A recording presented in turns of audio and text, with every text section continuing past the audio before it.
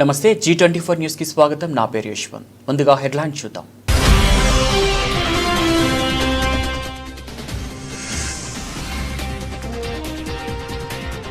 రేవంత్ రెడ్డి జ్ఞాని అయితే మహేష్ కుమార్ గౌడ్ బ్రహ్మజ్ఞాని. ఎమ్మెల్యే జగదీష్ రెడ్డి.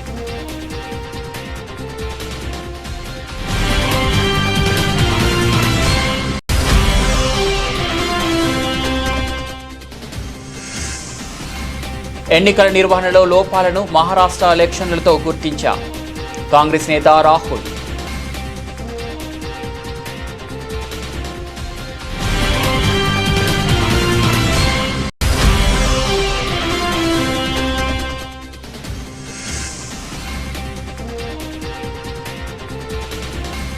తెలంగాణలో గురుకులాల్లో గొడ్డు కారంతో మాడిపోయిన అన్నం, అధ్వానంగా మారుతున్న పాఠశాలలు.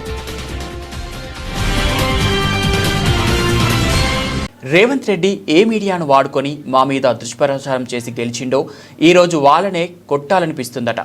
అశోక్ నగర్ ఇష్టమైన ప్రాంతమని నిరుద్యోగులను వాడుకొని ఇప్పుడు అశోక్ నగర్ అంటే వణుకుతున్నాడు. వెంటనే 2 లక్షల రుణాలు తెచ్చుకోండి అని చెప్పి ఇప్పుడు రైతులను చూసి భయపడుతున్నాడు. తమ్మి నీకు 5 లక్షల కార్డు ఇస్తామన్నాడు, చెల్లి నీకు స్కూటీ ఇస్తా అన్నాడు. ఇప్పుడు అవన్నీ అడిగితే రేవంత్ రెడ్డికి మీడియా వాళ్ళు నిరుద్యోగులు అవారగాల లెక్క కనిపిస్తున్నారన్నారు ఎమ్మెల్యే జగదీష్ రెడ్డి. ఏ మీడియానైతే ఏ సోషల్ మీడియానైతే నమ్ముకొని మోడీ వారసత్వంగా చీకటి గురువు గారి పద్ధతుల్లో ఇష్టం వచ్చిన పద్ధతుల్లో దాదాపు 200 యూట్యూబ్ ఛానల్ని పెట్టి నడిపి మా ప్రభుత్వం పైన ఆనాడు దుష్ప్రచారం చేసి వచ్చిండో ఇవాళ మీడియాను చూస్తే భయం అవుతుంది. మీడియాలో చూస్తే చెంప మీద కొట్టబుద్ధి అవుతుందట. ఎంత ప్రేమ చూడండి. దురదృష్టం సరే, ఎందుకో ఫైటింగ్ స్పిరిట్ పోయింది. మాట్లాడడానికి యూనియన్లు కూడా ఎందుకు వెనక ముందు ఆడుతున్నాయి, కానీ అది వేరే విషయం. అది జర్నలిస్టుల ఇష్టం, నాకు సంబంధం లేదు. కానీ మా వంతు మేమైతే ఖండిస్తున్నాం దాన్ని. మీడియా పట్ల ఆయన మాట్లాడిన విధానం అవి చూస్తే తను ఏమేమి మాట్లాడిండో, ఏమేమి చూసిండో, ఎవరెవరికి ఏం చెప్పిండో ఇప్పుడు వాళ్ళని చూసి భయపడుతున్నాడు. వాళ్ళ ఇష్టమైన ప్రాంతం ఏది నీకంటే అశోక్ నగర్ అనేది. ఆయనే కాదు, వాళ్ళ నాయకుని కూడా తీసుకొచ్చి అశోక్ నగర్లో ఛాయ్ కూడా దాపించిండు పాపం. ఇప్పుడు అశోక్ నగర్ అంటే మధ్యరాత్రి కూడా లేచి కూర్చుంటున్నాడు, వణుకుడు పుడుతున్నది. రైతాంగం, రైతన్నలారా పోండి, అర్జెంటుగా పోయి లోన్ తెచ్చుకోరి, 2 లక్షలు మాఫీ చేస్తా. ఇవాళ కట్టి వచ్చినప్పుడు కూడా మళ్ళీ పోండి, సాయంత్రం నేను మాఫీ చేస్తా. అన్నా నేనే ఆపిన, కేసీఆర్ ఇచ్చే రైతు బంధు 10,000 కదా, వారం ఆగుని 15 ఇస్తే అందుకే ఆపిన నేనే. కానీ వాళ్ళ రైతులను చూస్తే భయం అవుతుంది. అక్క మీ దండం పెడతారు, నాకు వేయండి ఓటు, నాకు అధికారం వేయండి, 2500 నెల నాడు నీ ఇంటికి పంపిస్తా. ఇప్పుడు అక్కల్ని చూస్తే భయం అవుతుంది. ఆఖరికి విద్యార్థులు చరిత్రలో ఎవ్వరు కూడా వీళ్ళ జోలికి పోలే పాపం. వీళ్ళని కూడా ఇట్లా మోసం చేయొచ్చని అనుకోలేవు గతంలో ఏ పార్టీ కూడా. మొత్తం వరల్డ్ పొలిటికల్ హిస్టరీలో మొట్టమొదటిసారి వీరే కనిపెట్టినరు. తమ్మి నీకు 5 లక్షల కార్డు, నీ ఇష్టం ఏదంటే అది వాడుకోవచ్చు. చెల్లె నువ్వు బడి పోలేదు, కాలేజీ పోలేదు కదా, స్కూటీ నీకెందుకు, నేనే స్కూటీ ఇస్తాను, మా అక్క వచ్చి ఇస్తుంది, మా ప్రియాంకక్క. ఇప్పుడు అమ్మాయిలు చూస్తే భయం అవుతుంది. అయ్యాల కాలేజీ పిల్లలు తమ్ముళ్ళలాగా కనపడరు, ఇవాళ పోరాణలాగా కనబడతాను.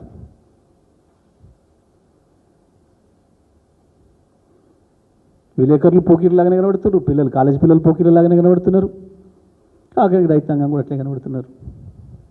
ఆనాడు కేసీఆర్ ప్రధానమంత్రి దగ్గర నుంచి పైసలు, ప్రాజెక్టులు తెచ్చుకోలేదని రేవంత్ రెడ్డి అన్నారు. నిజమే మరి.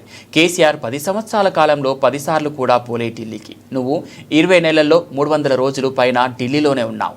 ఏం సాధించావని అన్ని రోజులు గప్పాలు మాత్రం మామూలుగా కొట్టవు నువ్వు, నీ మంత్రులు అని అన్నారు ఎమ్మెల్యే జగదీష్ రెడ్డి. ఏం మాట్లాడింది అన్నాడు? కేసీఆర్ తెలివి లేక, ప్రధానమంత్రితో ఎట్లుండాలో తెలియక పైసలు తెచ్చుకోలే, ప్రాజెక్టులు తెచ్చుకోలే. నేను చూడు ఎట్లా తెస్తున్నావు రేపు. నిజమే, కేసీఆర్ 10 సంవత్సరాల కాలంలో 10 సార్లు కూడా పోటీ ఢిల్లీకి. నువ్వు 2 ఏళ్లలో 2 ఏళ్ళు కూడా కాదు, గట్టి 20 నెలల్లో నెలకు 2.5 సార్లు పోయినప్పుడల్లా 2 సార్లు 3 సార్లు 4 రోజులు ఉంటే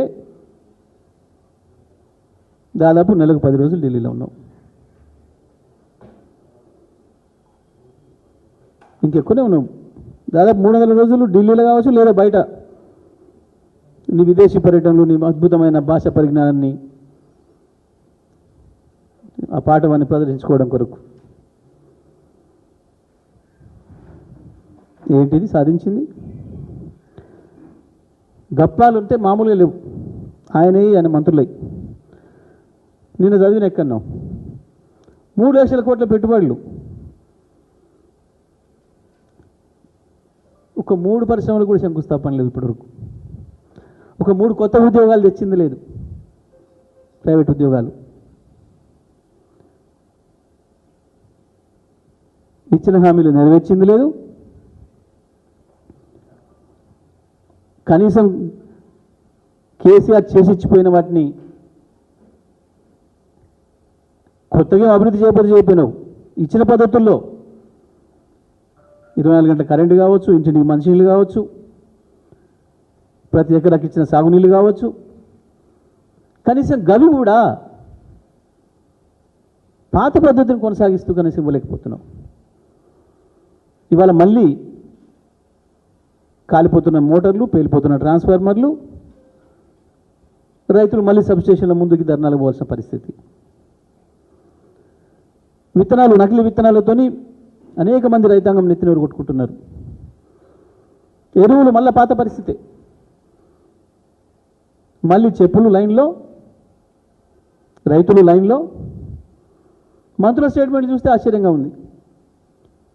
ఎక్కడా కొరత లేదు ఒక మంత్రి, కానీ అక్కడనే 200 మంది లైన్లో నిలబడి, పోలీసులు నిలబడి, మరి కొరత లేని కాడ లైన్ ఎందుకుంది, పోలీసు ఎందుకున్నారు?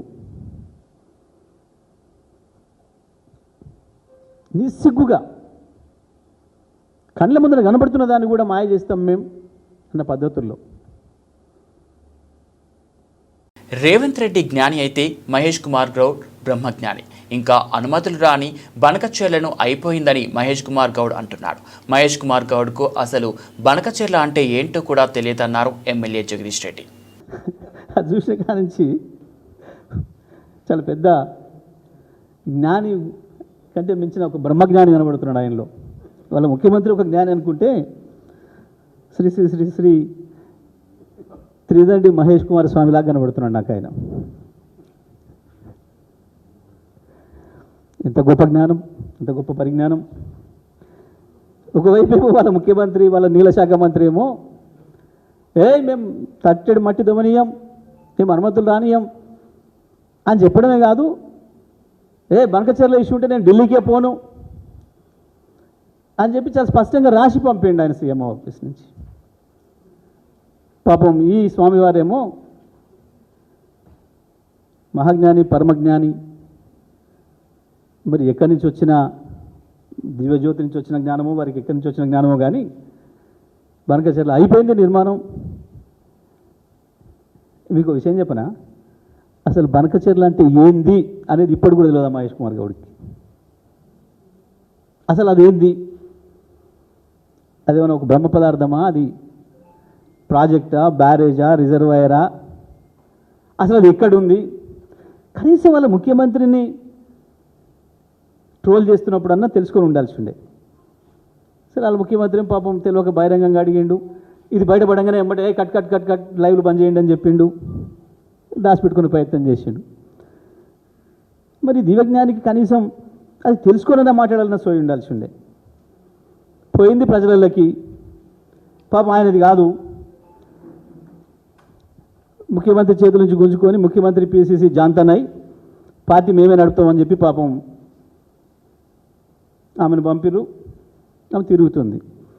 ఇందులో తగుదనమ్మా అని చెప్పి ముఖ్యమంత్రి నాది పోయింది, నాది పెత్తనం అని చెప్పి బయటపడకుండా కొరకు ఈయనను పంపిండి తోడుకు. పాపం ఈయన ముందట నడిచి ఇది నేనే చేస్తున్నా అనిపించుకుందామని. తెలంగాణలో సామెత ఉంటుంది, బండి కింద పోయే శునకం సామెత. అది దాని కింద పోతుంటుంది, బట్ ఇది బండినంతా నేనే నడుపుతున్నా అనుకుంటుంది. అది ఆగిపోతే ఇది తక్కువ ఆగిపోతుంది ఎండకు పోరిచ్చి, కానీ అనుకోవడం మాత్రం నేను నడుపుతూ అనుకుంటుంది. అట్లా పాపం ఆమె నడిపే యాత్రకి ఈయన పోయి ఏదో ఒకటి మాట్లాడాలి కాబట్టి అసలే ఆడ ప్రజలు తిరుగుబాటు వస్తుంది. మా యూరియా సంగతి ఏంది, మా ఇంకో సంగతి ఏంది అడుగుతున్నారు రైతులు. ఈ కన్ఫ్యూజన్లో ఆ కన్ఫ్యూజన్లో పాపం ఏం మాట్లాడేలోకి ఇది మాట్లాడినట్టు. ఇంత గొప్ప జ్ఞానులు, ముఖ్యమంత్రులు, పిసిసి ప్రెసిడెంట్లు చూసి ధరించాలి పాపం కాంగ్రెస్ పార్టీ కార్యకర్తలు. కాకపోతే ఈ రాష్ట్ర ప్రజల కర్మ. స్లాటర్ హౌస్లు మా గురించి మాట్లాడేటప్పుడు సోయితోని మాట్లాడాలి. మేము కాళేశ్వరం గురించి మాట్లాడుకుంటుంటే ఈ స్లాటర్ హౌస్ యాంకర్లు ఎక్కడన్నా దాక్కొని విన్నారా? మీరు ఎవరినైనా జోక్కోండి కానీ మా గురించి మాట్లాడేటప్పుడు ఒళ్ళు దగ్గర పెట్టుకొని మాట్లాడండి అన్నారు ఎమ్మెల్యే జగదీష్ రెడ్డి. నిన్న ఇవాళ ఒకరిద్దరు మీడియా మిత్రులు కూడా చూస్తూ ఉన్నా.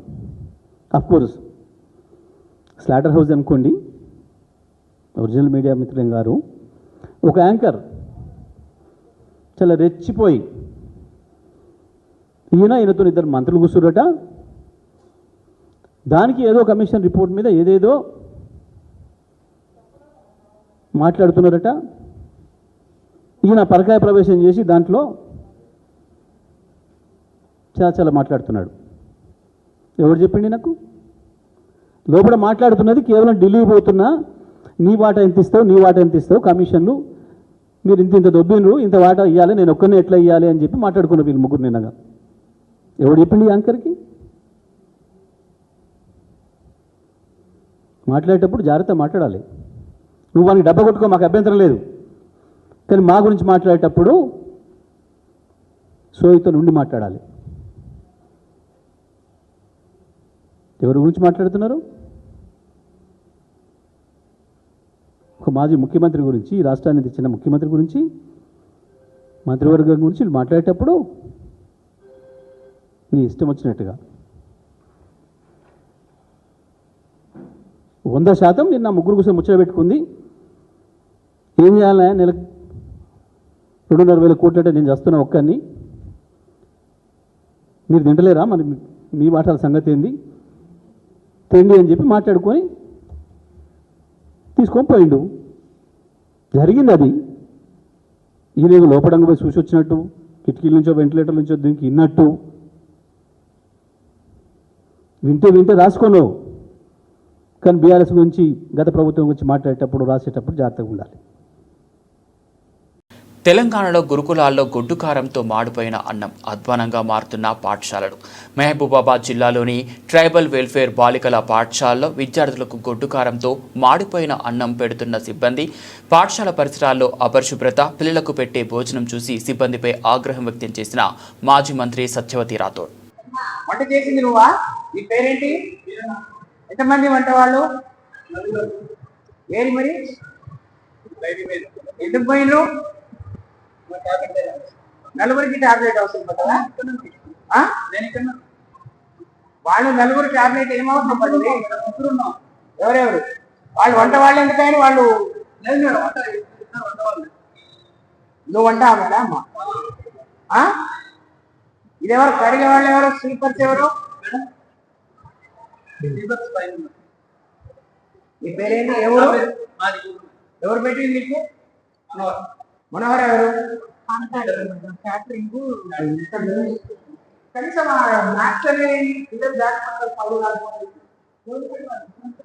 కడిగింది లేదంటే కడుగురు రోజు కడుగుతుంది. ఏం కడుగుతారా? ఏం మట్టి కావాలేరి వంటలు ఇవ్వాలేంటి? వంటలు ఆ క్యాబేజ్ ఎంత పాడైపోయే వరకు లోపలే పెట్టుకురా. అవి పెడితే పిల్లలు బతుకుతారా? నీ పిల్లలు ఉన్నారా? నువ్వు అదే పెడతావా? అదే నువ్వు ఇక్కడ తింటావా? ఇది ఇక్కడే తింటా. చెప్పుద్దా ఏంటి వంట ఇవాళ? దీన్ని పొంగల్ అంటారా?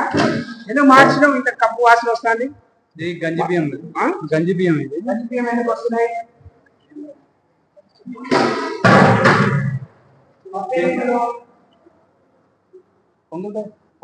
ఎన్ని కిలోల బియ్యానికి ఎంత పప్పు వేస్తారు? పప్పు ఏం పొంగల్ అంటే ఏంటి? పొంగల్ మిరియాలు మిక్స్. నువ్వు కొత్తగా చెప్తున్నావేందే అన్నంలో మిరియాలు మిర్చి వేసి అన్నం తాలింపు పెడితే దానికి పొంగల్ అంటారా అంటే వంట వచ్చా నువ్వు ఇక్కడ వచ్చి నేర్చుకున్నావు పొంగల్లో ఏం వేస్తారు నీ మెనూ ఏంటి ఇవాళ దేంతో పెడతావు ఇది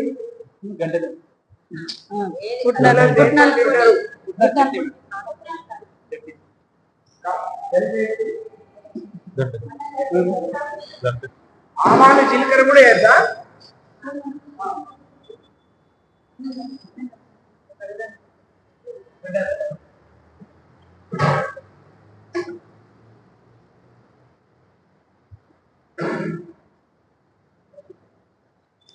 బియ్యం ఎక్కడి నుంచి వస్తున్నాయమ్మా ఆశీర్వాదాలు బియ్యం ఎక్కడి నుంచి వస్తున్నాయి చెప్పకపోయినా ఇంత మొత్తం బియ్యం గండి బియ్యం ఇస్తున్నారు అని మాకు తిండి పెట్టండి సారు అంటూ ఆకలితో అలమటిస్తున్న గిరిజన పాఠశాల విద్యార్థులు పేద విద్యార్థులకు సరైన భోజనం కూడా అందించలేని దుస్థితికి విద్యా వ్యవస్థను దిగజార్చిన విద్యాశాఖ మంత్రి రేవంత్ రెడ్డి భద్రాద్రి కొత్తగూడెం జిల్లా దమ్మపేట మండలం చీపిరిగూడెంలోని గిరిజన ఆశ్రమ పాఠశాలలో నెల రోజులుగా సరైన తిండి లేక ఆకలితో అలమటిస్తున్న విద్యార్థులు ఉడకని అన్నం పెడుతున్నారని కులిన అరిపండ్లు ఇస్తున్నారని భోజనం బాగాలేదని పడేస్తే తిడుతున్నారని ఆరోపిస్తున్న విద్యార్థులు మెను ప్రకారం కూడా భోజనం పెట్టడం లేదని ఎన్నిసార్లు చెప్పినా ఎవరూ పట్టించుకోవడం లేదని ఆవేదన వ్యక్తం చేస్తున్న విద్యార్థులు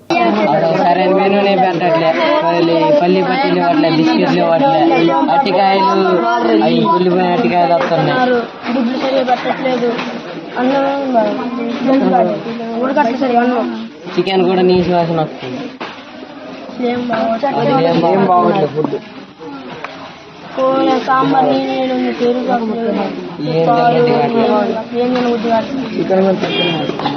చికెన్ కూడా తక్కువనే వస్తుంది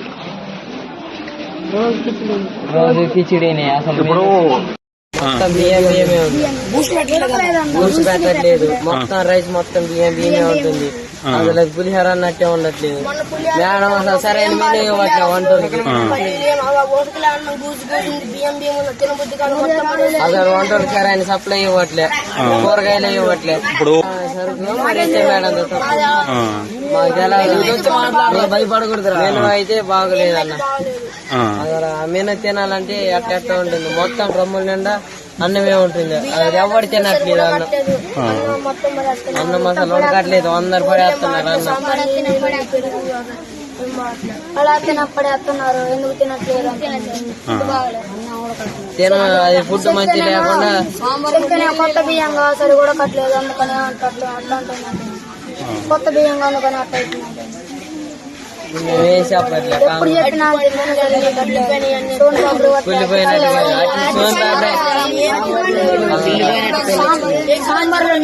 ఎగ్ బజ్జీనే ఇవ్వట్లే అసలు సరైన మెనూ లేదు snacks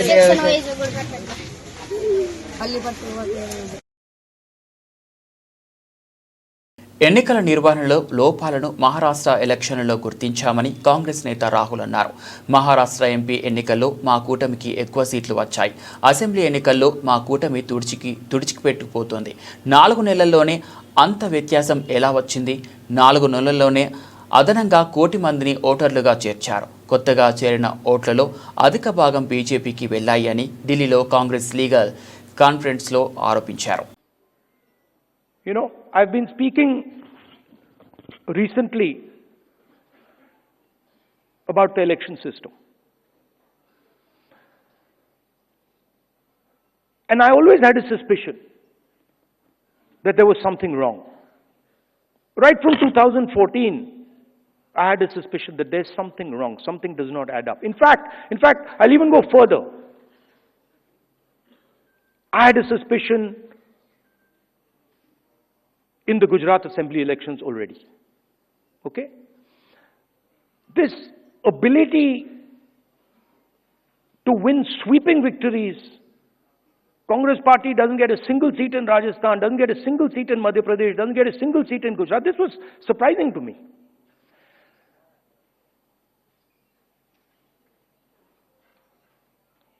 And it went on for some time. There was a conversation. But I could never speak because there was no proof.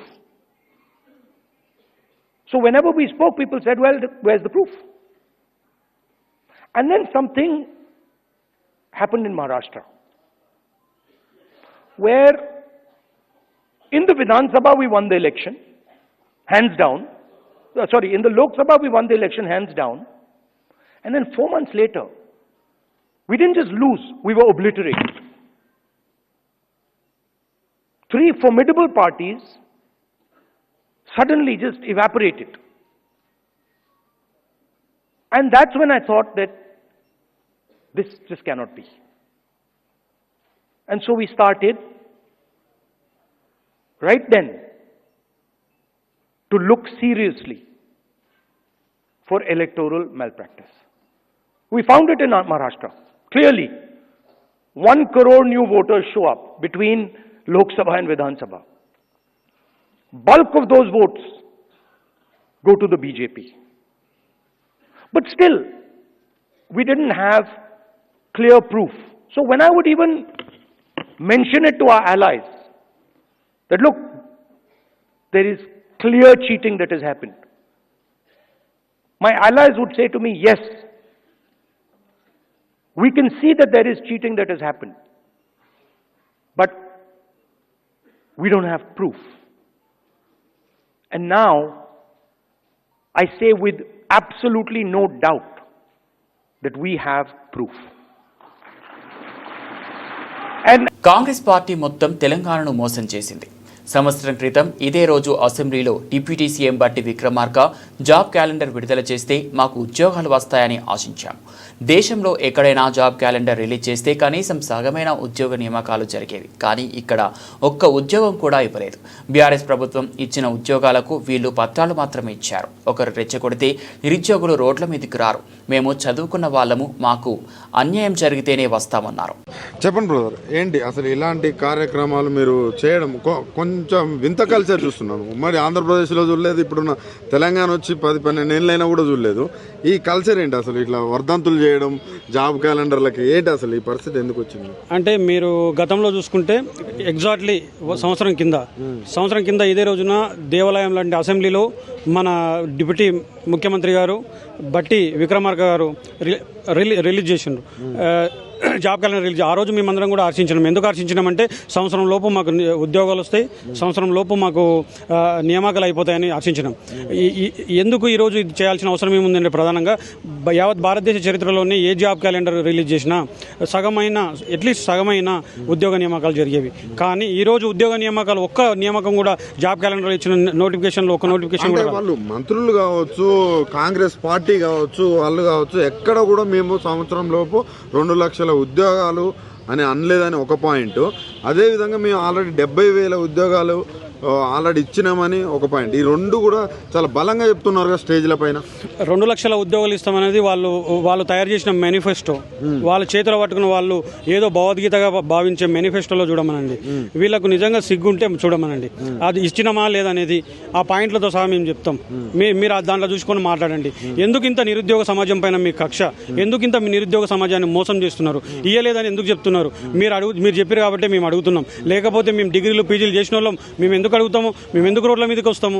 ఒకసారి రోడ్ల మీదకి వచ్చేటోళ్ళు అందరూ చదువుకున్న లైబ్రరీలు ఉంటారు కదా, మేము ఆల్రెడీ 70,000 ఉద్యోగాలు ఇచ్చినాము, అందులోనే జాబ్ రావాలి కదా అంటున్నారు. 70,000 ఉద్యోగాలు ఇవ్వలేదు. ఓన్లీ కాంగ్రెస్ ప్రభుత్వం ఇచ్చింది 9,623 పోస్టులు మాత్రమే. మొత్తం 60,000 ఉద్యోగాలు మిగతా మొత్తం బీఆర్ఎస్ ప్రభుత్వం ఇచ్చినటువంటి ఉద్యోగాలు వీళ్ళ పత్రాలు మాత్రమే ఇచ్చిండ్రు. ఇది కాంగ్రెస్ ప్రభుత్వం గుర్తించుకోవాల్సిన విషయమే. ఇంకా తర్వాత చదువురానోళ్ళు రోడ్ల మీదకి రారు. ఈ అశోక్ నగర్లో కానీ మిగతా దిల్సుఖ్ నగర్లో కానీ యావత్ తెలంగాణలో కానీ ఒకరు రెచ్చగొడితే రారు. ఒకరు రెచ్చగొడితే ఎప్పుడు కూడా నిరుద్యోగులు రారు. ఎందుకంటే వాళ్ళు ఒకసారి గుర్తించుకోవాల్సిన విషయం ఏంటంటే మేము చదువుకున్న వాళ్ళం.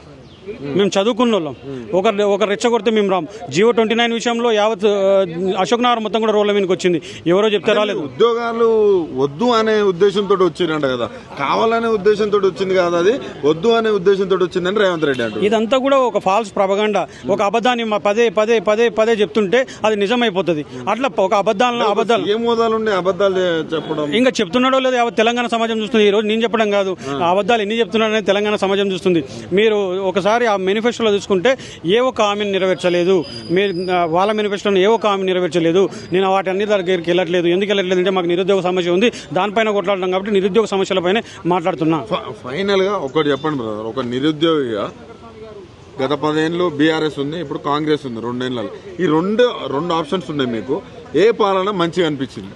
అంటే పాలన గురించి వస్తే 10 సంవత్సరాలు ఉన్నారు కాబట్టి వాళ్ళ పాలన మనకు మంచిగా అనిపించింది. కానీ ఇప్పుడు ఈ పరిపాలన చూస్తే మన నిరుద్యోగుల పక్షాన చూస్తే నిరుద్యోగులను మోసం చేసింది. అక్కడ ఉద్యోగస్తులను డిఎల్ ఇవ్వకుండా ఆ రకంగా మోసం చేసింది. అంతకన్నా ముందు చూసుకుంటే ఆడపిల్లలకు స్కూటీలు ఇస్తామని చెప్పేసి అట్లా ఆ స్కూటీలు ఇవ్వకుండా ఆ రకంగా విద్యార్థులను మోసం చేసింది. ఆ తర్వాత 2500 ఇస్తామని చెప్పేసి ఈ రకంగా గృహిణులను మోసం చేసింది. 4000 రూపాయలు ఇస్తామని చెప్పేసి పాపం ముసలోళ్ళని, చాలా ముసలోళ్ళని, వృద్ధులని మోసం చేసింది. అంటే కాంగ్రెస్ పార్టీ తెలంగాణ సమాజాన్ని మొత్తం మోసం చేసింది, అన్ని వర్గాలను మోసం చేసింది. అన్ని విధాలుగా అన్ని వర్గాలను మోసం చేసిన పార్టీ ఏదైనా ఉంటే కాంగ్రెస్ పార్టీ.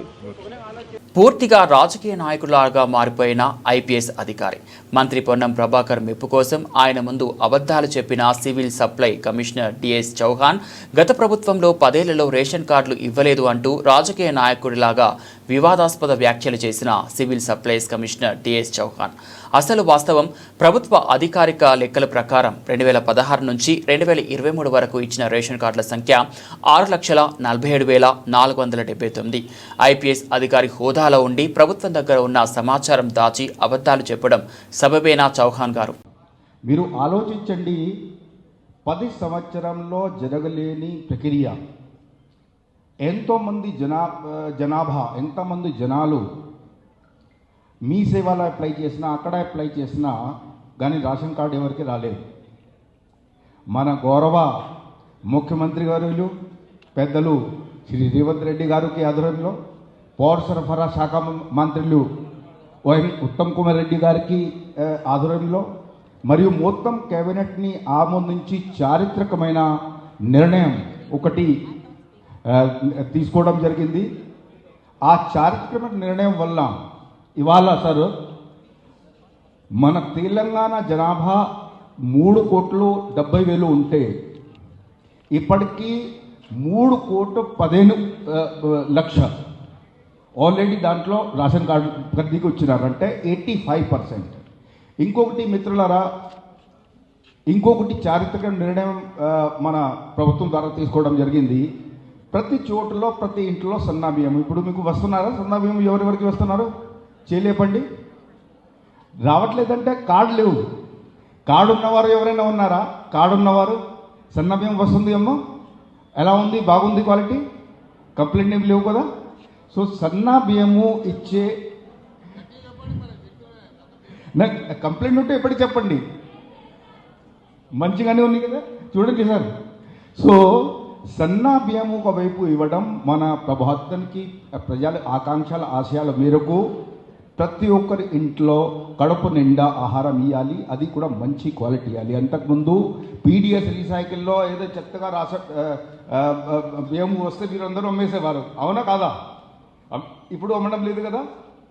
12 ఏళ్ల కింద తాను సబ్ కలెక్టర్గా ఉన్నప్పుడు రేషన్ కార్డులు ఇచ్చాం, 12 ఏళ్ల తర్వాత మళ్ళీ ఇప్పుడే వస్తున్నామని అబద్ధం చెప్పిన హైదరాబాద్ జిల్లా కలెక్టర్ హరిచందన ఒక కలెక్టర్ అయ్యుండి గత ప్రభుత్వంలో ఒక రేషన్ కార్డు ఇవ్వలేదని పచ్చి అబద్ధం చెప్పిందన్నారు బీఆర్ఎస్ ఎమ్మెల్సీ దాసోజు శ్రవణ్. ఉన్నప్పుడు రేషన్ కార్డులు ఇచ్చాము, తర్వాత ఇప్పుడు కలెక్టర్గా చూస్తున్నాము. సో మేబీ మీ అందరికీ కూడా ఇస్తున్నారా లేదా ప్రభుత్వం అనే ఉండొచ్చు, అందుకనే మీరందరూ కొంచెం లేట్ అవ్వచ్చు. ఈ వీడియోలో కనుక మీరు చూసినట్లయితే వారు ఏం మాట్లాడుతూ ఉన్నారంటే 12 ఏళ్ల కింద ఆమె సబ్ కలెక్టర్ ఉన్నప్పుడట రేషన్ కార్డులు ఇచ్చింది చూసిందట, 12 ఏళ్ల తర్వాత మళ్ళీ ఇవాళనే నేను రేషన్ కార్డులు చూస్తున్నా అని చెప్పని హైదరాబాద్ జిల్లా కలెక్టర్గా చెప్తున్నటువంటి ఒక విషయం. ఈ 12 ఏళ్ల కాలంలో సబ్ కలెక్టర్ తర్వాత ఆమె జోనల్ కమిషనర్గా పనిచేసింది, తర్వాత వివిధ జిల్లాల్లో కలెక్టర్గా పనిచేసింది. ఒక రేషన్ కార్డు గత ప్రభుత్వం ఇవ్వలేదని చెప్పని పచ్చి అబద్ధం అధికారిక పార్టీ సమావేశంలో ఆవిడ మాట్లాడినరు. మీరైతే ఒప్పుకుంటారు కదా, ఇది అర్థమైంది కదా. బులెటిన్ ముగించే ముందు హెడ్లైన్స్ మరోసారి.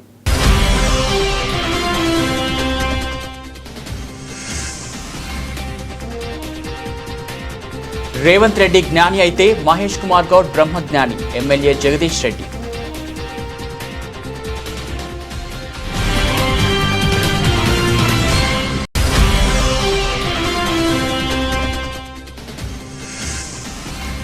ఎన్నికల నిర్వహణలో లోపాలను మహారాష్ట్ర ఎలక్షన్లతో గుర్తించా కాంగ్రెస్ నేత రాహుల్.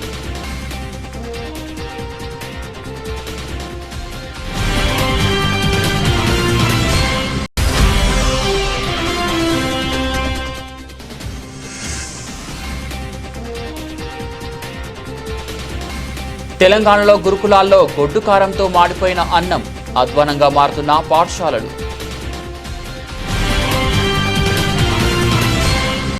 ఇవి బులెటిన్ అప్డేట్స్. మరో బులెటిన్లో మళ్ళీ కలుద్దాం.